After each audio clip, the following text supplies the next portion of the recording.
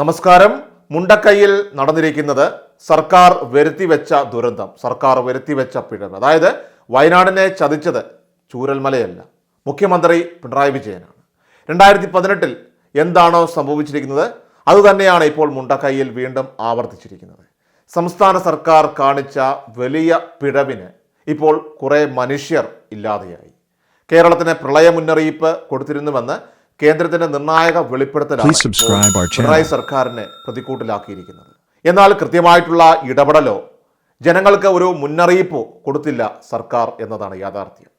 ഈ ദുരന്തം നടക്കുന്നതിന് 2 ദിവസം മുൻപ് മുണ്ടക്കൈയിലും പരിസരത്തും മണ്ണിടിച്ചിലുണ്ടായിരുന്നു. അപ്പോഴും സർക്കാർ ഇത് കാര്യമായിട്ട് എടുത്തില്ല.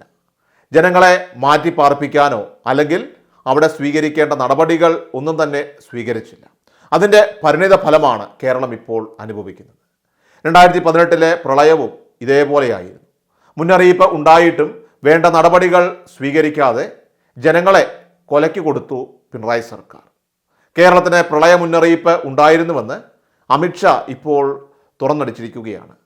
ജൂലൈ 23 പ്രളയ മുന്നറിയിപ്പ് നൽകിയിരുന്നുവെന്ന് അമിത്ഷാ രാജ്യസഭയിൽ പറഞ്ഞു. ഒരാഴ്ച മുൻപ് NDRF സംഘത്തെ അയച്ചിരുന്നുവെന്നും അമിത്ഷാ കൂട്ടിച്ചേർത്തു. ഏതായാലും ഇത് രാഷ്ട്രീയ വാഗ്വാദത്തിനുള്ള ഒരു സമയമല്ല എന്ന ആമുഖത്തോടെയാണ് കേന്ദ്രത്തിന് വീഴ്ച സംഭവിച്ചിട്ടില്ല എന്ന് അദ്ദേഹം ഇപ്പോൾ വ്യക്തമാക്കിയിരിക്കുന്നത്. അതേസമയം വയനാട്ടിലെ സ്ഥിതി ചർച്ച ചെയ്യുവാനായിട്ട് അമിത്ഷാ യോഗം വിളിച്ചിരിക്കുകയാണ്. ലോക്സഭയിലെ ചർച്ചയ്ക്ക് മുന്നോടിയായിട്ടാണ് യോഗം വിളിച്ചിരിക്കുന്നത്. മുന്നറിയിപ്പ് ലഭിച്ചിട്ടും കേരളം എന്തു ചെയ്തു എന്നായിരുന്നു അമിത്ഷായുടെ ചോദ്യം. മുന്നറിയിപ്പിന്റെ അടിസ്ഥാനത്തിൽ കൃത്യമായിട്ടുള്ള നടപടികൾ എടുത്തിരുന്നുവെങ്കിൽ ഈ വലിയ ദുരന്തം ഒഴിവാക്കാമായിരുന്നുവെന്നും അമിത്ഷാ രാജ്യസഭയിൽ പറഞ്ഞു. മുന്നറിയിപ്പിന്റെ അടിസ്ഥാനത്തിൽ കൃത്യമായിട്ടുള്ള നടപടികൾ എടുത്തിരുന്നുവെങ്കിൽ ഈ വലിയ ദുരന്തം ഒഴിവാക്കാമായിരുന്നുവെന്നും അമിത്ഷാ രാജ്യസഭയിൽ പറഞ്ഞു. ഈ ദുരന്തത്തിൽ കേരളത്തിനൊപ്പം കേന്ദ്രം ഉണ്ടാകുമെന്നും അതിൽ രാഷ്ട്രീയ ഭിന്നത മറന്നുകൊണ്ട് കേരളത്തിനുമൊപ്പം നിൽക്കുമെന്നും അദ്ദേഹം കൂട്ടിച്ചേർത്തു. സാധ്യമായ എല്ലാ സഹായവും തുടക്കം മുതൽ കേന്ദ്രം നൽകി വരുന്നുവെന്ന് ആഭ്യന്തര സഹമന്ത്രി നിത്യാനന്ദ റായിയും അറിയിച്ചു. ആയിരക്കണക്കിന് ആളുകളുള്ള പ്രദേശങ്ങളാണ് ഇപ്പോൾ മണ്ണിനടിയിലായതെന്നാണ് റിപ്പോർട്ടുകൾ പുറത്തു വരുന്നത്. എത്ര പേരെ രക്ഷപ്പെടുത്തി, എത്ര മൃതദേഹങ്ങൾ കിട്ടി എന്ന് പോലും കൃത്യമായ ഒരു കണക്ക് പറയാനായിട്ട് കഴിയാത്ത അവസ്ഥയാണ് ഇപ്പോൾ നിലവിലുള്ളത്. രക്ഷപ്പെട്ടവരെക്കാൾ എത്രയോ മടങ്ങ് ജീവനുകളെ ഇനിയും കണ്ടെത്താനുണ്ട്.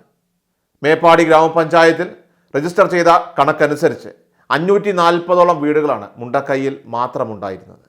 അതിൽ തന്നെ 25ഓളം വീടുകൾ മാത്രമാണ് ഇനി ബാക്കി അവശേഷിക്കുന്നത്. 6ഓളം ലയങ്ങൾ പൂർണ്ണമായിട്ടും ഇല്ലാതെയായി.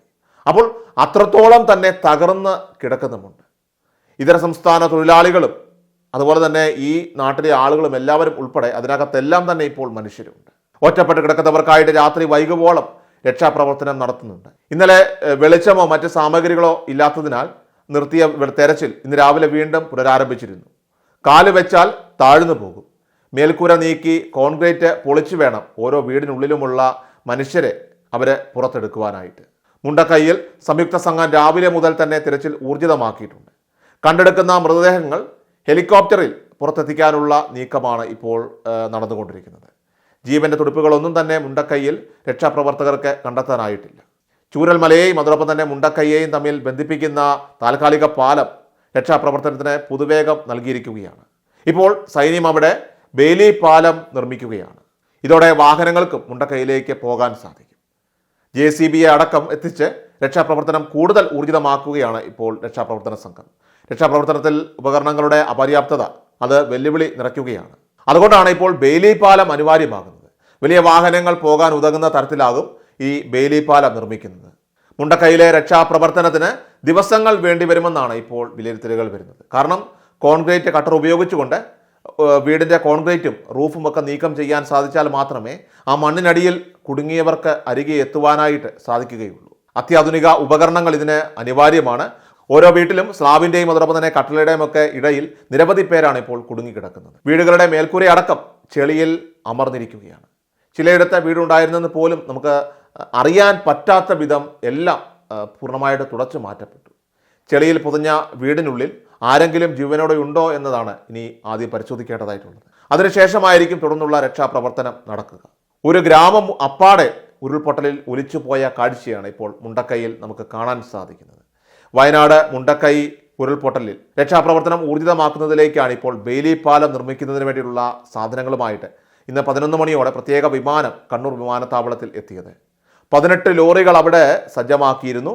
ഈ 18 ലോറികളിലാണ് പിന്നീട് അവ റോഡ് മാർഗം വയനാട്ടിലേക്ക് എത്തിക്കുന്നത്. ബെയിലി പാല നിർമ്മാണം ഈ രക്ഷാപ്രവർത്തനം കൂടുതൽ വേഗത്തിലാക്കാനായിട്ട് സഹായിക്കുന്നതായിരിക്കും. കാരണം പാലത്തിന് വേണ്ടിയിട്ടുള്ള പ്രാഥമിക പ്രവർത്തനമാണ് ഇപ്പോൾ നടന്നുകൊണ്ടിരിക്കുന്നത്.